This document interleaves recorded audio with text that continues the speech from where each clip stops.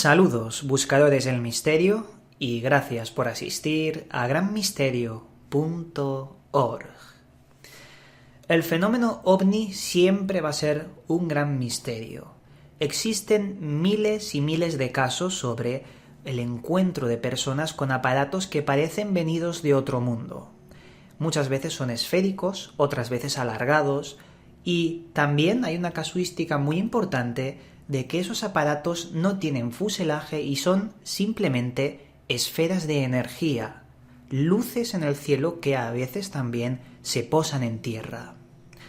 Hoy os quería hablar de un caso muy particular que en sí mismo encierra una reflexión y una sabiduría interesante sobre la temática ovni.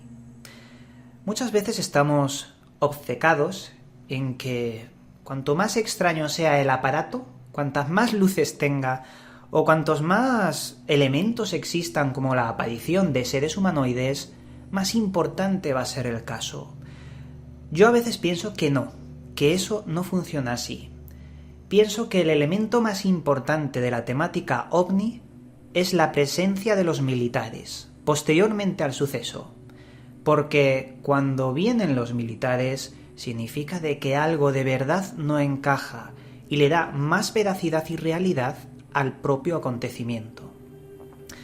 Que aparezcan los militares también nos descarta todos esos casos ovni que se pueden explicar, porque ya os digo que más del 90% de los casos ovni tienen una explicación. Eso lo tengo muy asimilado, es decir, estoy muy seguro de ello. Pero cuando en ese pequeño porcentaje del fenómeno ovni vienen los militares, yo ya empiezo a sospechar que hay mucha realidad en ese caso. Y hoy os voy a comentar uno de estos. Veréis, cerca de Mississippi, en Estados Unidos, existe una pequeña localidad llamada Pascagoula. Allí, el 11 de octubre de 1973, se encontraban dos trabajadores de los astilleros en los muelles pescando y posteriormente, después de algo que les pasó que os vamos a comentar, despertaron en un hospital militar y los militares empezaron a hacerle un interrogatorio, un montón de preguntas. Parece ser que estas dos personas no solo vieron un objeto muy extraño en el agua, sino que aparecieron 3 seres que se los llevaron al interior de este objeto. Veréis, las personas que sufrieron este acontecimiento ovni se llamaban Charles Hickson, de 42 años, y el señor Calvin Parker, de 19 años tan solo. Ellos dos, como os decía, se encontraban pescando en la orilla del río, al oeste de Pascagoula. A 2 millas empezaron a observar como un objeto muy extraño empezó a emitir una fosforescencia de color azulada muy intensa, que incluso ellos decían que se reflejaba en la propia agua.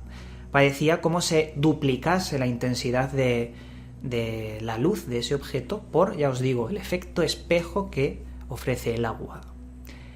El objeto se movía lentamente hacia ellos, hasta que, de repente, bajó del cielo, se posicionó a 1 metro del agua y del interior del agua surgieron 3 formas que ellos no lograron identificar, pero que, no saben cómo, flotando en el aire, fueron directamente hacia estas 2 personas.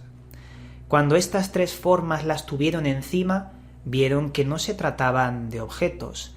Eran 3 seres con aspecto de humanoide y podríamos decir que una piel metalizada de color plateado que tenían 2 protuberancias en la cabeza que ellos identifican como orejas, pero no se sabe muy bien a ciencia cierta. Y estos 3 seres agarraron al señor Charles y a Calvin y los metieron dentro de ese objeto que estaba a 1 metro del agua, ese objeto que emitía esa poderosísima luz tan intensa de color azul. Posteriormente, ellos más o menos percibieron que estuvieron 20 minutos en ese aparato tan extraño, y estos seres con enormes ojos les observaban mientras emitían poderosos flashes de color blanco azulado contra ellos. Ellos decían que era una luz muy intensa que no les dejaba mover. Uno de ellos, el más joven, Calvin Parker, estaba totalmente desmayado desde que le tocaron esos seres y hasta que posteriormente les liberaron nuevamente en los muelles. Pero el más mayor, Charles Hickson, no se desmayó, contempló todo y pudo ver que de alguna forma esos flashes de luz estaban interfiriendo en su propia mente. No sabe describirlo muy bien, pero la noción del tiempo se distorsionaba en la percepción del señor Charles. Cuando terminaron con esos extraños flashazos, los dejaron en el muelle y el objeto se fue a toda velocidad. Cuando las dos personas recobraron el sentido, ellos se asustaron muchísimo. Se fueron rápido las autoridades y comentaron lo sucedido a la policía. Mientras lo comentaban, vinieron los militares. Se presentaron en ese lugar, en Pascagoula, y los militares rápidamente se llevaron a estas dos personas y los ingresaron en el hospital militar de allí. Después de una serie de pruebas para ver si ellos tenían radiación, porque parecía que a los militares les preocupaba que estas dos personas tuvieran radiación interna por el contacto de esta cosa, de estos seres, de este aparato. Después de confirmar que no tenían radiación, se les hizo una serie de interrogatorios y luego los soltaron. Parece ser que los militares se dieron cuenta de que estas personas no tenían muchos más datos reveladores. Daba la impresión de que los militares ya sabían qué es lo que pasó y simplemente les extrajeron los pocos datos que ellos conocían. Después, al soltarlos, ellos dos no se quedaron contentos y fueron a la policía a comentar todo esto. Y claro, al principio, el policía capitán de aquella zona, el señor Glenn Ryder, al principio no les creía, porque era demasiado fantástico lo que estaban contando. Pero tras ver la presencia militar y también tras interrogarlos nuevamente por separado y comprobar que estas dos personas daban unas versiones que eran calcadas, 100% perfectas, no se equivocaban, entonces el señor Glenn Ryder empezó a dudar y pensar, a ver si esto que nos están contando es totalmente real. Ya os digo que hay una fuerte presencia militar en este caso, y eso lo hace, bajo mi juicio, bajo el juicio de muchos investigadores, mucho más importante y real. En este interrogatorio surgió el aspecto que tenían esos seres. Como ya os estaba comentando, parecían unos seres entallados en una serie de traje plateado que no dejaba ver bien las facciones de estos seres. Lo que sí que pudieron ver fueron esos enormes grandes ojos, un patrón que se repite en todos y cada uno de los, seres que aparecen en los casos OVNI. Pero esta vez estos seres eran altos, no eran pequeños como los típicos Grey Alien que siempre aparecen en los casos ufológicos. Eran altos y llamaba la atención esas pequeñas orejas puntiagudas. No sabemos qué era realmente, pero ellos los describen así. Es interesante que no hubiera más datos, salvo los flashes ininterrumpidos. Flash blanco de color, muy intenso, luces que los cegaban. Eso también es interesante. Hay que comentar que la inteligencia militar, después de los días, se puso otra vez en contacto con los protagonistas de esta historia. Allí teníamos al doctor Hynek y al ingeniero civil A. Harder. Este último era asesor de la APRO. APRO es una organización dedicada al estudio del fenómeno OVNI. Y entre los dos intentaron volver a interrogar a los testigos y certificar que lo que comentaban era totalmente real y eran personas de campo que no tenían esa capacidad para poder inventar una historia tan sólida y con tantos detalles. Al parecer los sometieron a hipnosis para descargar ese suceso traumático y revelar más detalles, ya que con un estado de hipnosis la persona se tranquiliza y puede revelar datos que su memoria ha ocultado. Un suceso traumático como este, en caso de que fuera real, hubiera ocultado detalles que ni los propios testigos hubieran comentado en el interrogatorio. Y así descubrieron pequeños detalles, pero que tampoco eran muy relevantes. El investigador Antonio Rivera estudió este caso y lo dejó plasmado en uno de sus libros, y él comentaba, Antonio Rivera, que de alguna forma un periodista les preguntó a estos ingenieros, a esta inteligencia militar, y el militar A. Harder le dijo que aquí no había ningún fraude, habían sufrido un acontecimiento traumático y que estas personas eran sinceras, no estaban mintiendo. Eso es lo que el periódico de la zona luego recogió y se quedó al post de la historia para, como un caso ufológico dentro del mundo extraño de los ovnis. Lo más interesante de este caso es que la historia del incidente de Pascagoula se tomó muy en serio. Se tomó más en serio de lo habitual en los casos del fenómeno ovni. Principalmente porque, posteriormente, mucha gente vio la esfera de color azul. Esto también lo comentaba el capitán Glenn Ryder, que antes os estaba comentando. Recibieron muchas llamadas de el aparato volador no identificado que emitía esa intensa luz azul por parte de los vecinos de la zona que estaban viendo algo que les asustaba, porque era tan intenso que no era una cosa, aislada que puede pasar en el cielo. Aviones, tal vez. No. Esto hizo recibir en la centralita un montón de llamadas que le dio más fuerza a este caso.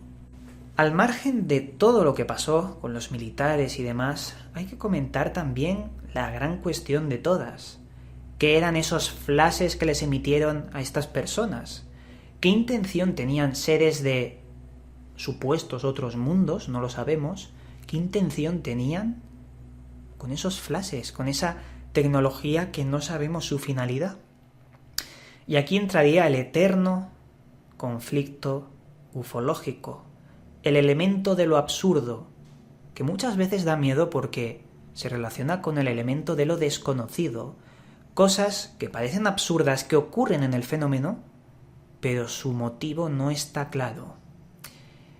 Estas luces, bajo mi opinión personal, deben servir para leer la memoria o deben estar conectadas con algún fenómeno de memoria.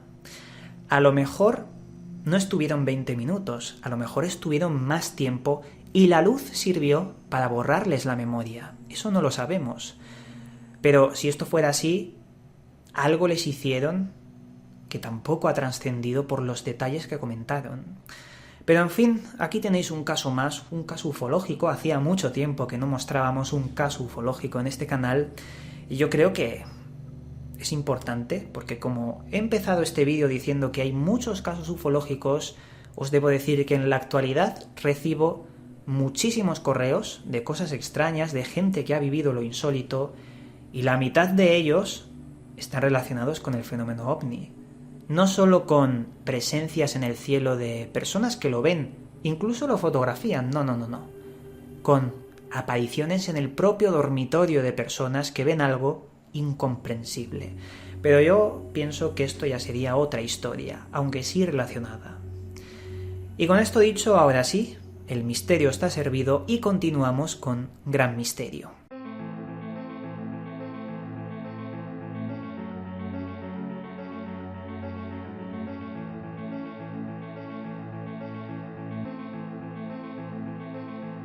Esta vez en la sección Libros Recomendados os traigo el siguiente libro, Vampiros, mito y realidad de los no muertos, escrito por Miguel G. Adácil. Este libro es muy interesante y más allá de lo que podemos encontrar sobre las típicas historias de vampiros y demás. Empieza hablándonos de Vlad Tepes, eso sí que es un poco típico, pero luego desarrolla un poco la trama y nos hace una exposición científica sobre cómo la rabia tiene todos los elementos para hacernos parecer que la gente tenía vampirismo. Hace una comparación muy buena sobre que la enfermedad de la rabia es igual de parecida que las viejas crónicas sobre aquellos infectados por el vampirismo. También nos habla de la sed de sangre, de los psico-killers, asesinos que de alguna forma tienen ese elemento vampírico, la sangre, la absorción incluso de la propia alma. Pero más allá de eso nos habla de casos como el sacamantecas, el hombre del saco real, que también hemos hecho un vídeo en Gran Misterio, y su relación también con el vampirismo. Un libro que va evolucionando cada vez que lo vas leyendo y da datos muy interesantes sobre un fenómeno que es real. Eso es no hay ninguna duda, eso es totalmente real. Y nada, ahora sí, ya hemos acabado por hoy con este vídeo de Gran Misterio. Espero que todos hayáis disfrutado del misterio, pero que estéis en guardia, porque aparte de que esto también puede servir como un poco de entretenimiento, claro que sí, hablamos de fenómenos que afectan al ser humano. El fenómeno ovni afecta al ser humano, también el vampirismo. Y por ello os debo pedir también prudencia a la hora de tratar estos temas. Y nada, dicho esto, ahora sí, como siempre, os mando un cálido abrazo y nos volveremos a ver en otro vídeo.